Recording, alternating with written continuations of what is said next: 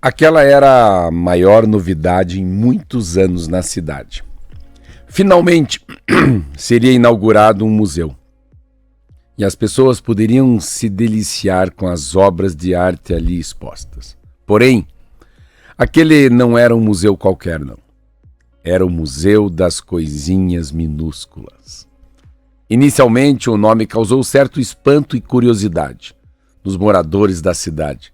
Mas logo, essa sensação foi substituída pela alegria de finalmente terem um museu.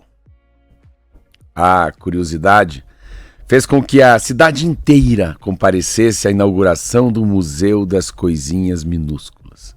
De início, os moradores acharam estranho ver coisinhas minúsculas penduradas nas paredes e acompanhadas por um pequeno cartaz que descrevia a obra em questão. Era possível ler o cartaz que descrevia a obra, mas a obra em si era absolutamente invisível aos olhos. Mesmo com uma lupa poderosa, não se via mais do que um pontinho preto minúsculo. Ainda assim, Roberto, os artistas, principalmente os donos do museu, andavam para lá e para cá, muito orgulhosos de sua exposição. Nunca na história da arte se tinha faturado tanto com uma exposição que ninguém conseguia enxergar. Enquanto isso, as pessoas andavam de um lado para o outro, olhando para aqueles minúsculos pontinhos pretos indecifráveis.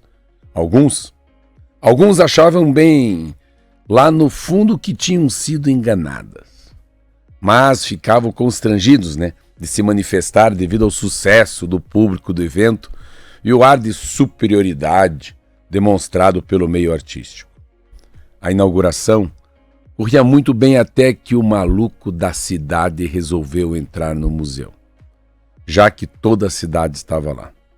Ao olhar para aquelas paredes vazias, ele não se aguentou e soltou uma bela gargalhada. Ao ser interpelado pelos seguranças do museu, o maluco explicou que não entendia, porque toda aquela gente estava embasbacada, olhando para paredes vazias com ar de sapiência, ar de superioridade. Para o maluco, era evidente que se as imagens mostradas são invisíveis para todos, tanto faz se elas são obras de arte ou rabiscos de crianças.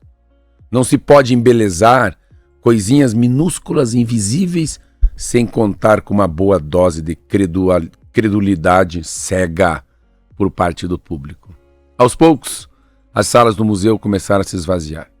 Eram as pessoas saindo um tanto constrangidas após perceberem que tinham sido enganadas.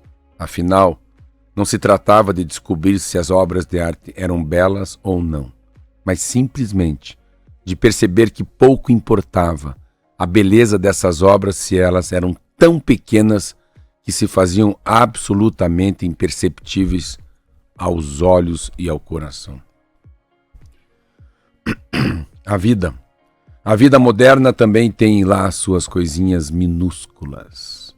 Às vezes, ficamos embasbacados com novos produtos e serviços cujo efeito prático na nossa vida é imperceptível, mesmo aos olhos mais atentos. Acabamos acreditando que essas novidades, Roberto, são fundamentais e passamos a desejá-las, porque alguns nos dizem que elas melhoram este ou aquele aspecto da nossa vida. Porém, que importância tem uma melhora que é imperceptível? Ou um produto que nos traz algo de bom, mas desproporcionalmente menor do que pagamos por ele? Isso é um pouco parecido com a obra de arte descrita no conto, adaptado de um conto de um médico gaúcho chamado André Slabão.